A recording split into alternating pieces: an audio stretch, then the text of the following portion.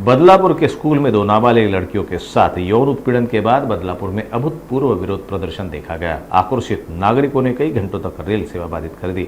अब इस घटना का असर पूरे महाराष्ट्र में गूंज रहा है। इसी कड़ी में आज धुले में युवा सेना के द्वारा शक्ति कानून लागू करने की मांग को लेकर हस्ताक्षर अभियान चलाया गया। इस अभियान में बड़ी संख्या में छात्रों ने भाग लिया। तत्कालीन मुख्यमंत्री उद्धव ठाकरे के शक्ति अधिनियम, जो महिलाओं के खिलाफ हिंसा को नियंत्रित करने के लिए सख्त दंड का प्रावधान करता है, को 3 साल पहले महाराष्ट्र विधानसभा द्वारा सर्वसम्मति से मंजूरी दी गई थी। हालांकि यह कानून अभी तक लागू नहीं किया गया, इसलिए युवा सेना के माध्यम से धुले के देवपुर बस स्टॉप के पास हस्ताक्षर अभियान चलाकर कानून को तुरंत लागू करने की मांग की गई। बदलापूर इथे झालेली लाजनीय घटना जी आज सगळ्यांनाच माहीत आहे, त्याच्यानंतरही असे भरपूरशे घटना आपल्या पुढे येतच आहे। आपले उद्धव साहेब असताना त्यांनी एक शक्ती कायदा आणला होता, जो त्या नाकारत सरकारने लागू झालू दिला नाही। तो जर आज लागू झालेला असता तर या मुलींना न्याय नक्कीच भेटला असता।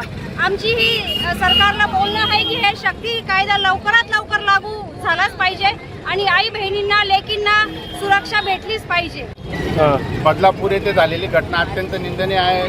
सन्मान्य उद्धव साहेब जेव्हा मुख्यमंत्री होते तेव्हा त्यांनी शक्ती कायदा हा अंमलात आणण्यासाठी प्रयत्न केलेले होते, परंतु हा शिंदे फडणवीस सरकार या नाकारत्या सरकारने तो कायदाच लागू केला नाही। तो कायदा जर आज लागू झाला असता तर आज या पीडित मुलींना त्वरित न्याय मिळाला असता आणि भविष्यात अजून किती मुलींचा तुम्ही अत्याचार आणि अन्याय अशा डोळ्यांनी बघणार आहात, कधी हा कायदा आणणार आहात।